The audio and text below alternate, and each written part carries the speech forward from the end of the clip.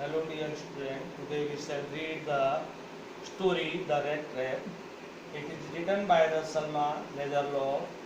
She was a Swedish writer. This story she written in the Swedish language. Here is the translation in English, which is keep in your textbook. तो इस कहानी में एक आवारगर्द व्यक्ति की कहानी है जो कि तार से बने हुए छोटे छोटे चूहेदान घूम घूम कर देखता है और वह उन चूहेदानों को तार से बनाता है जिन्हें वह बड़े बड़े फार्मों से मांग कर लाता है और कभी कभी वह चोरी भी करता है क्योंकि उसका जो व्यवसाय है वह ज़्यादा प्रॉफिटेबल नहीं है। तो पूरा संसार जो है उसके लिए कभी भी दयावान नहीं रहा। उसकी नीरस भरी जिंदगी में कभी भी लोग उसके लिए दयावान नहीं रहे। तो वह मन ही मन कल्पना करता है कि जैसे कि पूरा संपूर्ण संसार एक प्रकार से चूहेदान है और जिस प्रकार चूहेदान में चूहे को फंसाने के लिए सुअर का मांस और पनीर के टुकड़े डाले जाते हैं, उसी प्रकार धरती में तो फंसने के लिए लोग, मकान, कपड़े और खाने की वस्तुएं, यह सब उसके लिए एक प्रकार चारे के समान है और मनुष्य उनको प्राप्त करने के लिए प्रयास करता है और संसार की चूहेदान में फंस जाता है। और इस कल्पना को सोचते सोचते वह जो है प्रसन्न होता है क्योंकि संसार उसके लिए कभी भी दयावान नहीं रहा। तो एक शाम भटकते भटकते वह एक मकान पर पहुंचता है जो सड़क के किनारे छोटा सा मकान है। तो शाम को ठहरने के लिए, रात्रि बिताने के लिए वह उस मकान का दरवाजा खटखटाता है। तो एक बूढ़ा व्यक्ति जो है उसके दरवाजा खोलता है और उसका स्वागत करता है। तो उसे बड़ा आश्चर्य होता है। सामान्यतः वह जहाँ भी शरण मांगने जाता है तो लोग उस पर गुस्सा करते हैं और उसे भगा देते हैं क्योंकि वह फटे पुराने कपड़ों में और उसकी हालत को देखकर लोग उसे कभी भी उस पर दया नहीं करते। इसकी अपेक्षा वह व्यक्ति, बूढ़ा व्यक्ति जो है उसका स्वागत करता है, उसको खाने के लिए दलिया देता है और उसके साथ अपना तंबाकू बांटता है और शाम को जो है सोने तक जो है उसके साथ ताश का खेल जोलिस खेलता है और वह बताता है कि किस प्रकार अपने जवानी के दिनों में वह लोहे के कारखाने के जो मालिक के खेत थे उन पर किसानी का काम करता था। अब क्योंकि वह इस काम को करने योग्य नहीं है इसलिए उसके पास एक गाय है जो कि उसको पर्याप्त जो है आर्थिक मदद देती है। उसका दूध बेचकर वह जो है पैसे कमाता है और अपना जीवन यापन करता है। और वह यह भी बताता है कि किस प्रकार पिछले महीने दूध बेचकर उसने 30 क्रोनर कमाए और वह उठता है और खिड़की के पास जाकर एक चमड़े के पाउच में, जो कि कील पर टंगा हुआ पाउच है, उसके अंदर से 10-10 के तीन जो है क्रोनर नोट निकालता है और उसे उस आवारगर्द के सामने हिलाकर दिखाता है और वापस उसे उस पाउच में रखता है।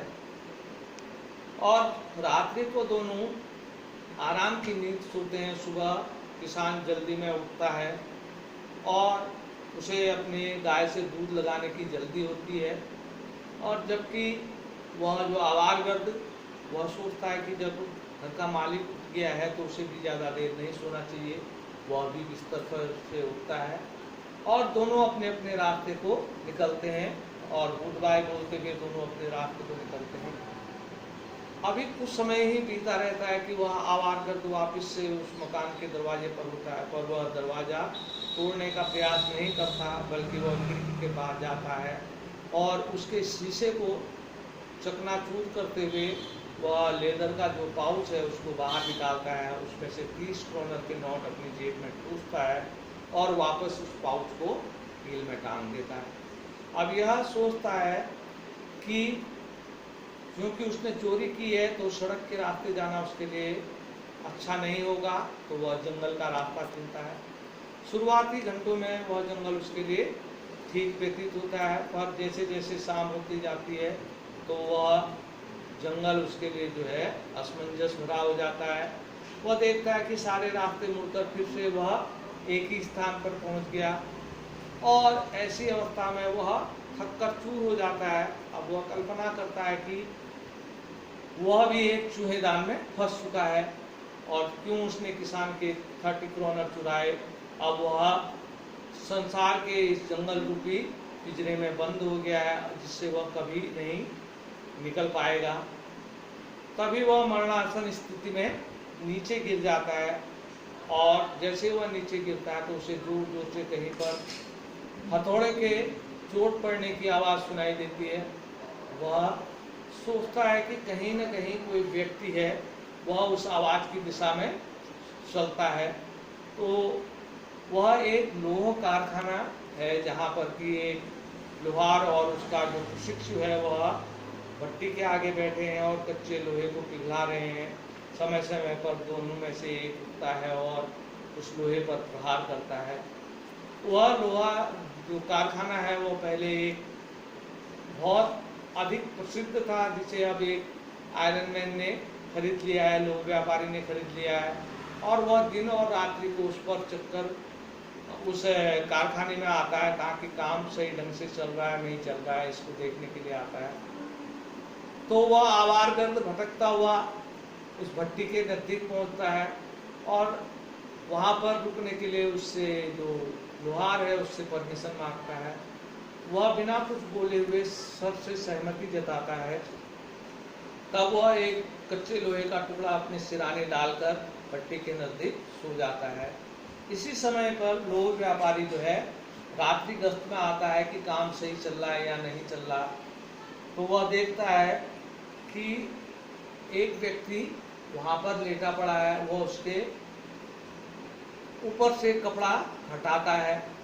वह व्यक्ति नींद में भी एक आंख खुली रखता है। जैसे ही वह लोह व्यापारी को देखता है तो वह चौंक कर खड़ा हो जाता है। पर लोह व्यापारी समझता है कि वह उसके रेजिमेंट का पुराना साथी है, और वह कहता है, वॉन स्टेल, तुम इस अवस्था में तुमने रेजिमेंट नहीं छोड़नी चाहिए थी, और तुम मेरे साथ मैनर हाउस चलो, वहाँ तुम्हारे लिए यह स्थान रहने योग्य नहीं है। पर जो आवारगर्द है वह मन ही मन डरता है कि मैंने चोरी की है, अगर मैं वहाँ जाता हूँ तो मैं हमेशा के लिए फंस जाऊँगा। मैं तो सिर्फ यहाँ समय गुजारने के लिए अपने को गर्म करने और रात्रि बिताने आया हूँ। वह सीधे मना कर देता है। तो लोह व्यापारी अपने घर वापस आता है, और कुछ समय पश्चात गाड़ी के पहुँचने की आवाज़ वहाँ फिर सुनाई देती है। इस बार लोह व्यापारी वहाँ पर नहीं आता, बल्कि वह अपनी पुत्री को वहाँ पर भेजता है।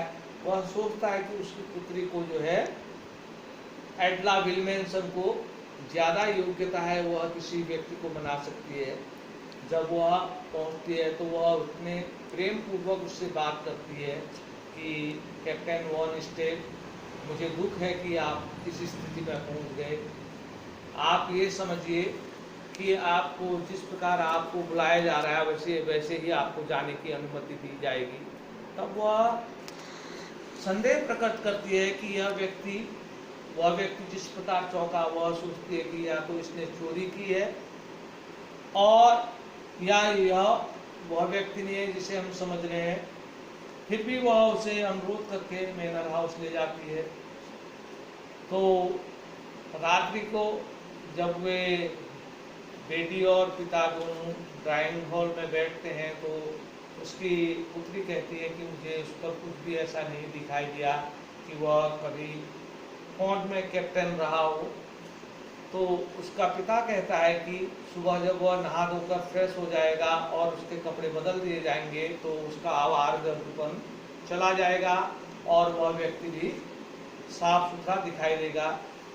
तो सुबह जब उसे नहलाया धुलाया जाता है, उसके कपड़े बदले जाते हैं और उसके बाद वह भोजन कक्ष में प्रवेश करता है, तो जो लोह व्यापारी है वह चौंक जाता है। वह रात्रि के प्रकाश में उसने उसको सही ढंग से नहीं पहचाना था, पर दिन के प्रकाश में अब उसे पक्का यकीन हो गया कि यह वह व्यक्ति नहीं है जिसे उसने समझा था।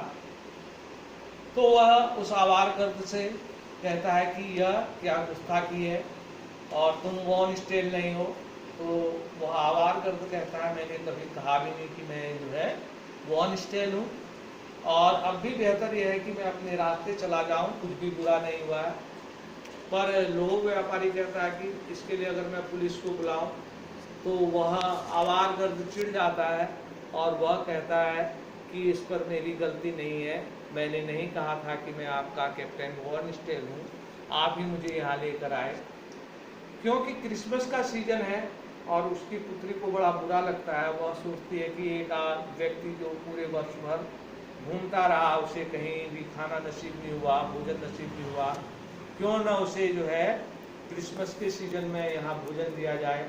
तो वो अपने पिता से प्रार्थना करके उसे वहीं रोक लेती है, और उसके पिताजी कहते हैं कि तुम इससे धोखा खाओगी।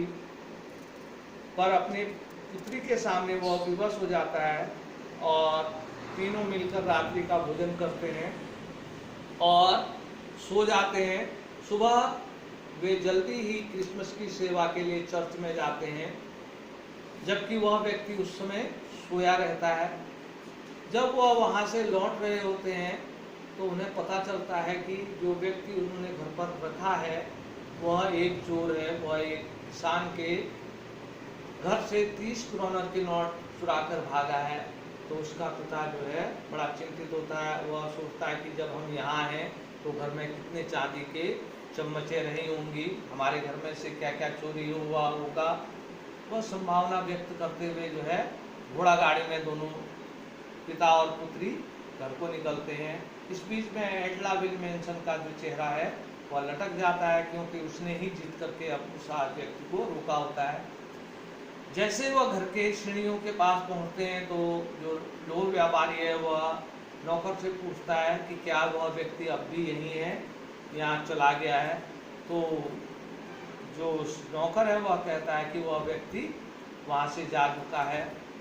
तो और वह यह भी बताता है कि वह व्यक्ति अपने साथ कुछ भी नहीं ले गया, बल्कि वह अपने जाने के साथ साथ एक पार्सल जो है एटला विल्मेंसन के लिए दे गया है। जब एटला विल्मेंसन उस पार्सल को खोलती है तो वह देखती है एक छोटा सा चूहादान उस पार्सल के अंदर है, और एक मुड़ी तुड़ी चिट्ठी उसके अंतर्गत पाई जाती है, जिस पर लिखा होता है कि यह सम्मानित एटला विल्मेंसन के लिए है। तो उस चिट्ठी में लिखा रहता है, सम्मानित एटला विल्मेंसन, क्योंकि आप मेरे लिए हमेशा एक प्रकार से उदार बनी रही और आपने मेरी सेवा ऐसे की जैसे कि मैं कैप्टन वॉन स्टेल हूँ, और मैंने भी आपको धोखा नहीं दिया। और मैं चाहता हूँ कि जब मैं कैप्टन वॉन स्टेल बन के अपने आप को थोड़ा ऊपर उठा सका हूँ, मैं नहीं चाहता कि मैं जो है अपने आप को पुनः उस नीची अवस्था में गिराऊं। और मैं कैप्टन वॉन स्टेल बन के जो है आपको यह पत्र लिख रहा हूँ, और यह चूहेदान इस चूहे की तरफ से छोटी सी भेंट आपको है। और इस प्रकार कैप्टन वॉन स्टेल के रूप में वह अपने आप को परिवर्तित करके जो है वह उस आवार गर्द के स्तर से ऊपर उठ जाता है। यही पाठ का सारांश है। धन्यवाद। तो आप ये वर्ड मीनिंग उतार लेना, तो कल आपको इससे संबंधित क्वेश्चन आंसर दिखाएंगे।